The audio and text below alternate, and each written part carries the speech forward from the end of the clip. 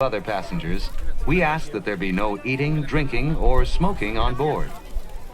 As a reminder, this is the Mickey and Friends tram, serving the parking structure and the Pinocchio parking area. Thank you. We will begin our trip shortly. Disneyland is a magical place. There's something to do for everybody here. Everybody comes to Disneyland. That's kind of what I think Disneyland is. It's a place that Walt Disney dreamed of, and I think he just wants people to come here and believe what he believed in, and to experience what he had, that like major dream about people coming together, you know, and I think that's what Walt Disney would want. People coming to have a good time and kind of leaving the real world behind. It reminds me like there's still good out there. You know, don't worry about the outside world right now. Right now you're here and this is what matters. I really wish that everyone in general had this opportunity and had people around them like this, because I feel like I'm really, really lucky just to be able to gain all this from a theme park.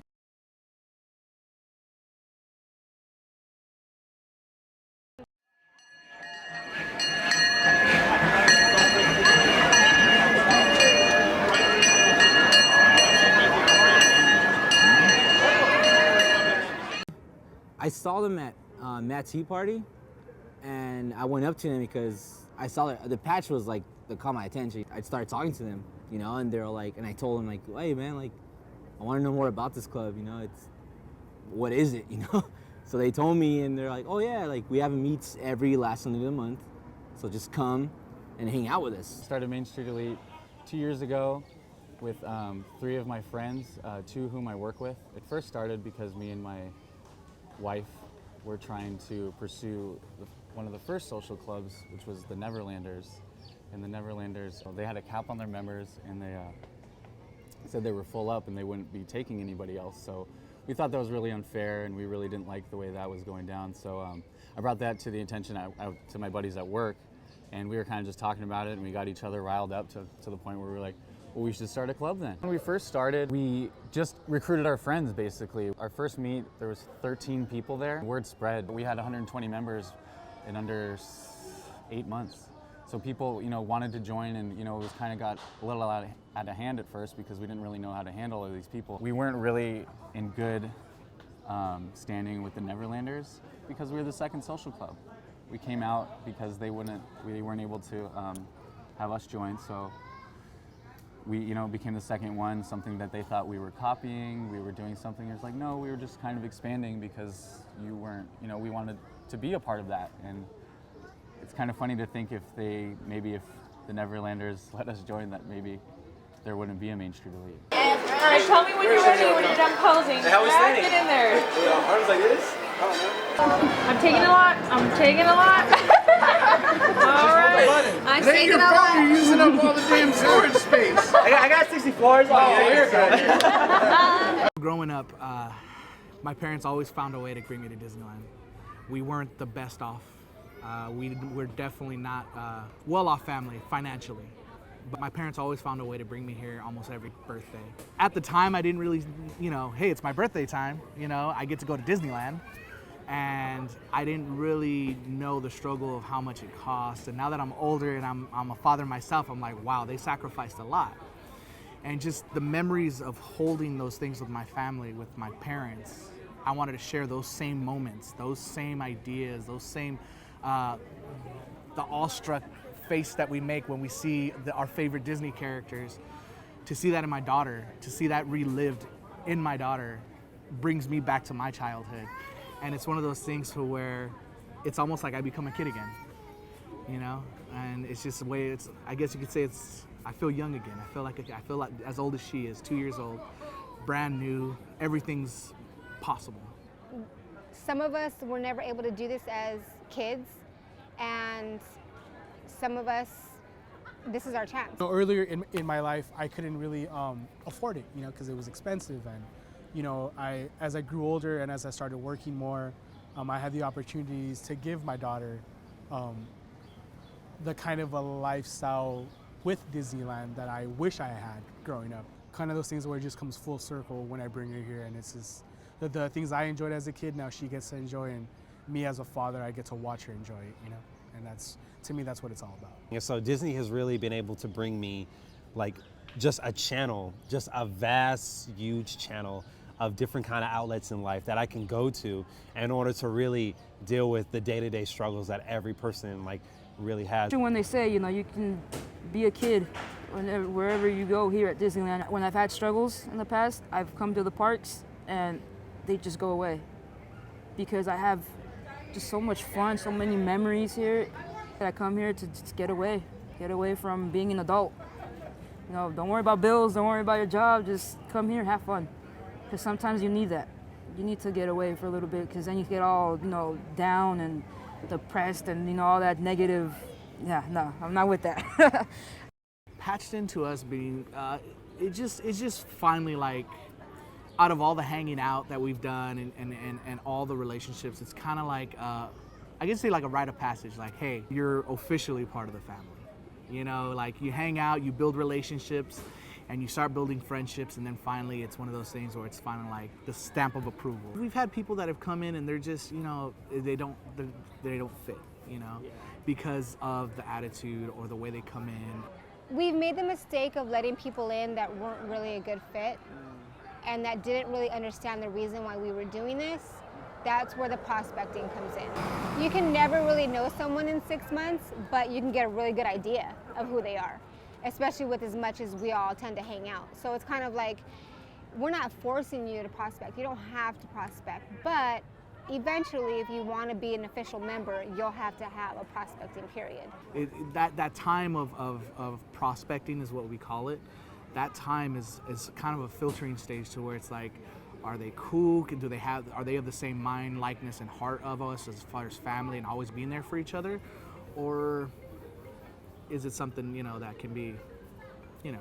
When we first started the club, like me, I came to the first meet that first day, and by the end of the night, Mike had asked me if I wanted to be in the club. He was like, I really dig your family. I would like you guys. And we're like, okay, cool, you know? When the whole social media thing kicked off, we saw a lot of interest in people wanting to join our club. Obviously, we don't want, if it was not maintained the way it is, we would probably have like 300 members according to how people wanted to join. We had to come up with the process of maybe giving a lengthy time to see what they were about and what their true intentions were on why they wanted to join. Now it is about 6 months. I think that's a good time to see if a person, you know, how often they come, what they like to do when they're here, how they interact with the bigger crowd. And there's no initiation. We don't ask you, all we ask you to do is come to the park and respect the park rules. That's one of our biggest, we have bylaws. We have rules that are set, and the number one rule is to respect the park. You don't leave your trash around. You don't disrespect people that are here either on vacation or either they're pass holders. Like, you don't disrespect anybody. You watch out for children. Like, it's well put together, and it just seems like it's chaotic because unless you really know what's going on, it just seems to be chaotic. Seeing all these people running around and looking the way they look and everything else. Why do you want to join Main Street League? Honestly, just yeah. Hey, that's my new beanie. See, they all get along so well and fight like brothers and sisters. You know, and I'm an only child, so with that being said, this is amazing. So I never really had that sibling thing with anybody, and with all of them, imagine. Yeah. I want to get it's something different. You know, you really don't hear about clubs at a theme park. And it being Disneyland, my favorite place in the world probably, you know, I'm a Disney fan in general. It's pretty cool. You know, like I said, something new, something really new.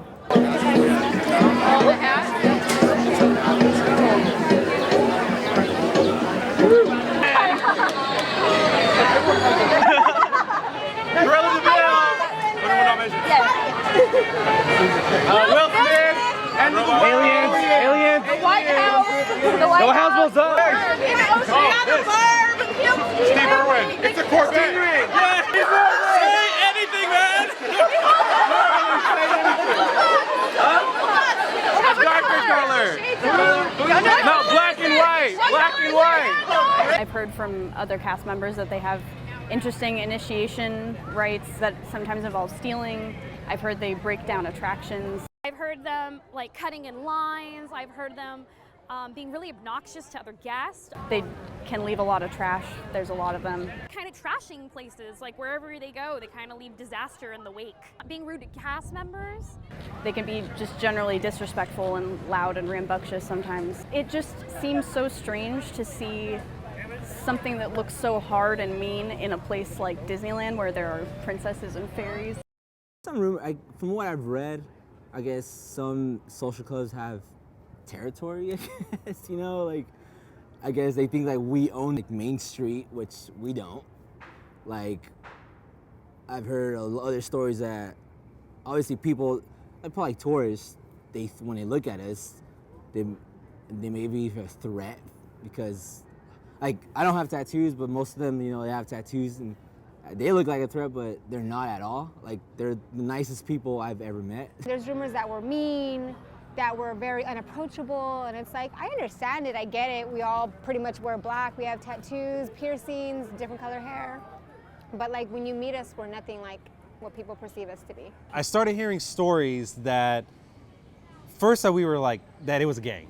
And that second, that we got in tons of fights and that there was different types of altercations at the park on days that I were there. And it's so funny just to hear the fabrications of all of it. We've had to deal with the whole biker thing, with it being a gang, with us fighting with other social clubs inside the park, which was very West Side Story-ish. I will never forget this. I was at the park one day and he texted me while he was working and he's like, "Are you okay?" And I said, "Yeah, I'm fine." I'm like, "What's up?" He's like, "I heard there's a fight going on Main Street."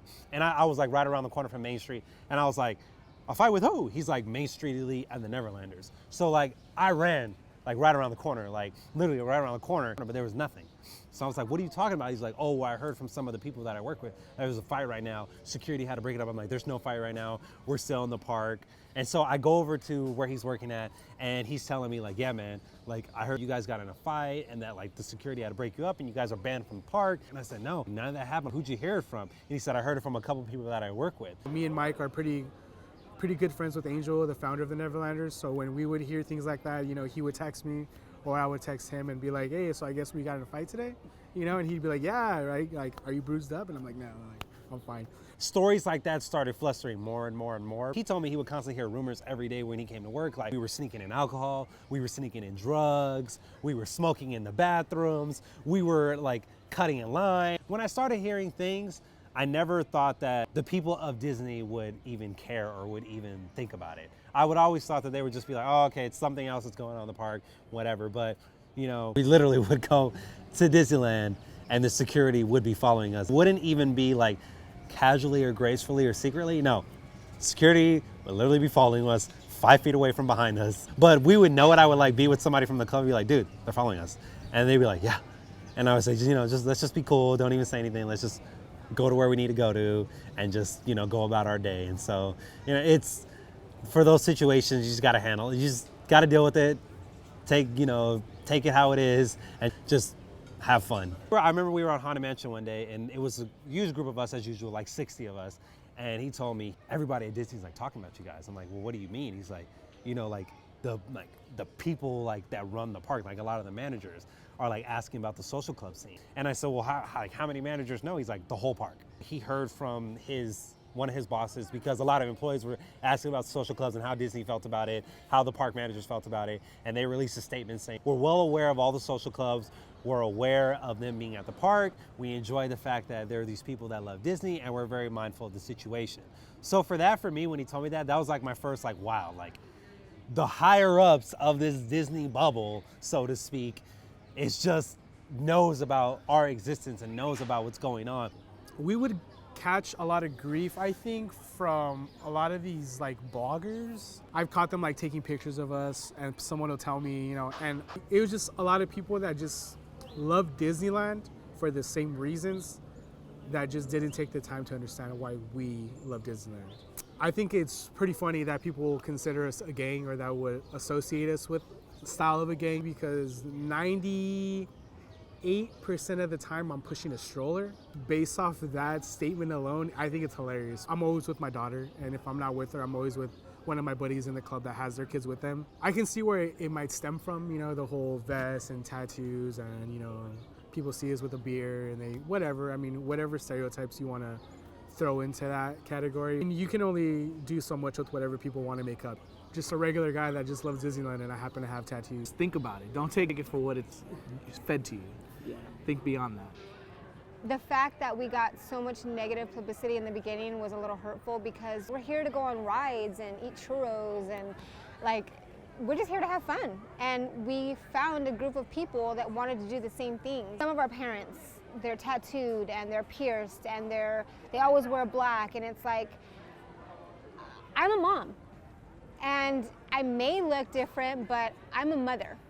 I respect people. I teach my daughter right from wrong. Like, there's nothing that a normal mother in like a cardigan sweater wouldn't do. You don't have to be a cookie cutter person to love Disney. You don't have to be 5 years old to want to be a kid. You looked into my eyes. Your path now leads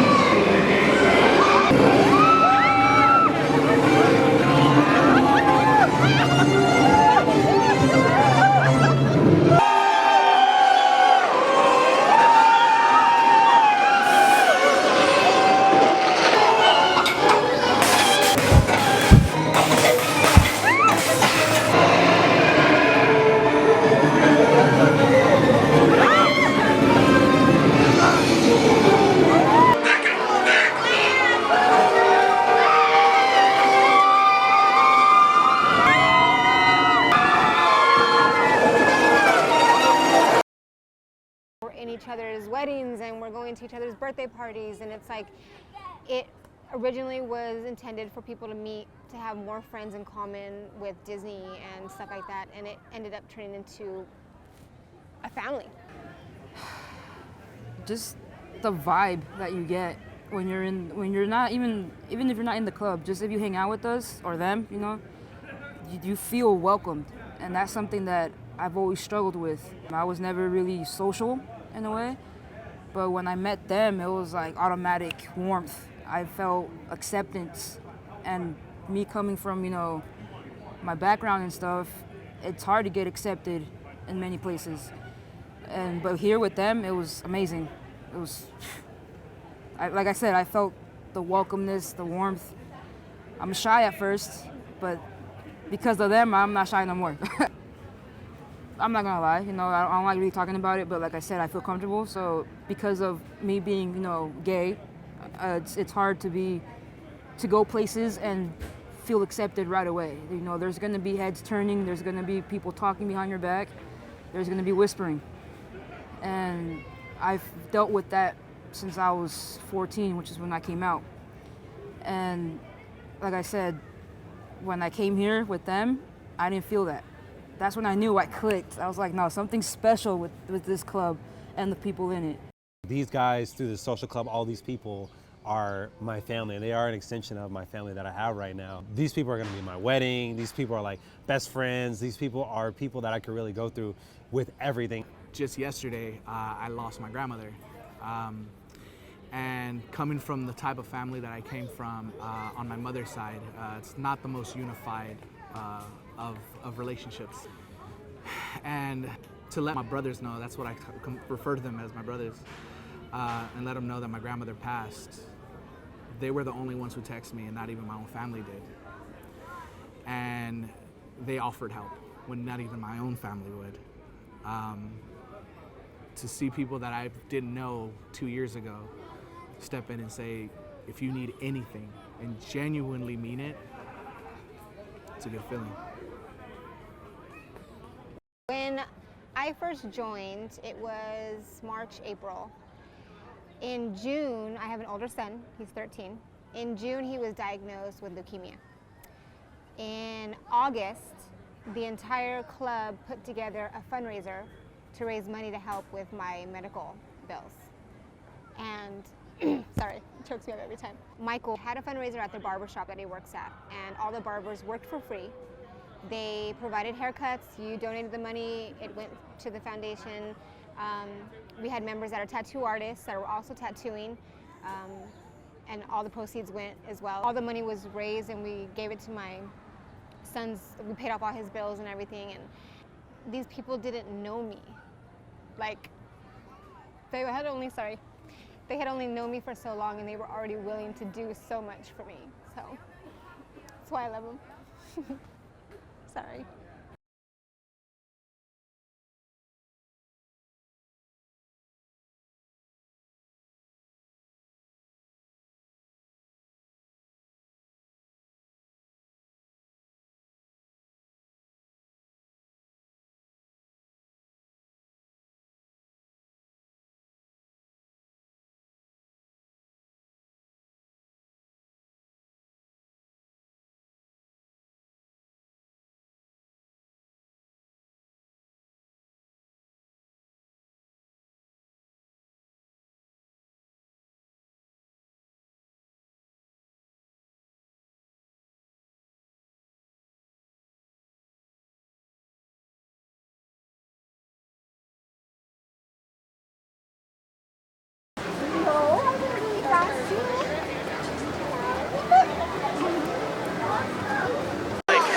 Whole semicircle. How many people? Now it's a little bit. 1, 2, 3, 4. Now we can be friends.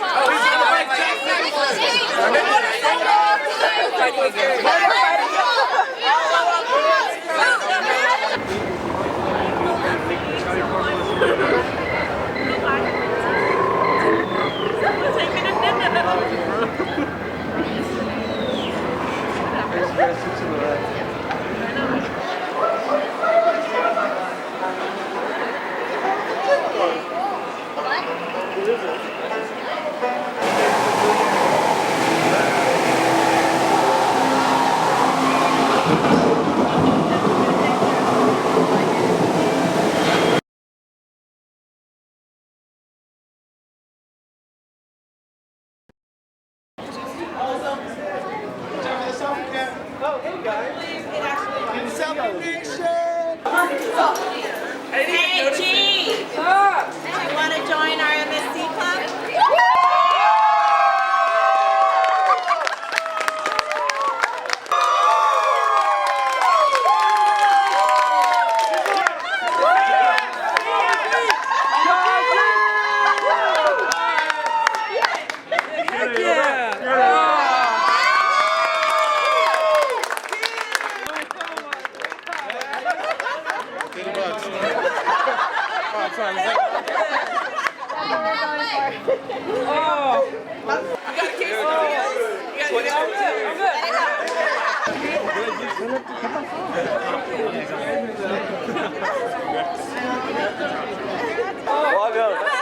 How do you feel?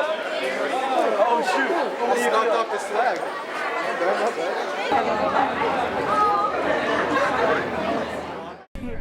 I just got patched.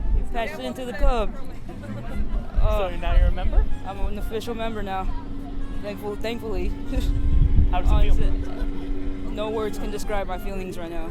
No words. Actions probably, but no words. It's overwhelming. I'm holding it in still right now, but oh man, I'm officially part of this family.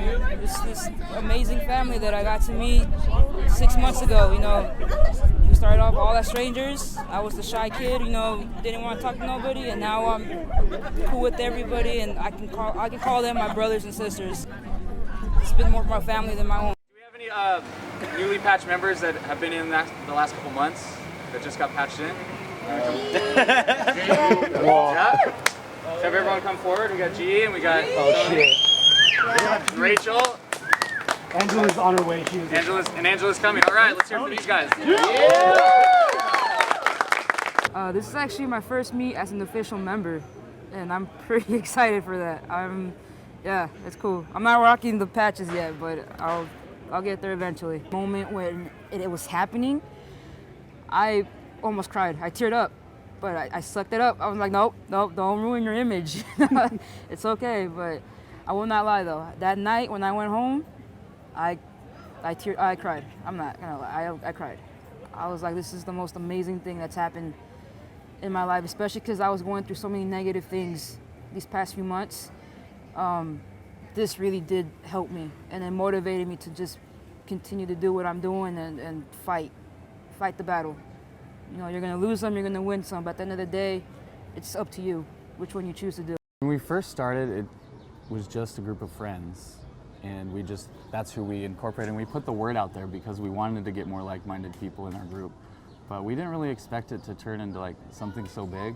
I mean, they mean a lot to me, and I know they mean a lot to each other, and they've kind of just, I don't know, you're here so much, and I think part of it is, you know, all the shit we got, all the stuff that, you know, people would say and throw at us, like, and it kind of made us tighter, you know, like getting all the ridicule, you know, we kind of came together more, and it was more of a camaraderie through all the chaos. These people are the people I see on the weekends, you know, I talk to these people every day, you know, I love all these people, and so everyone in this club, and it's just, you know, you spend enough time with some people and you have enough common interests, you know, they're your family.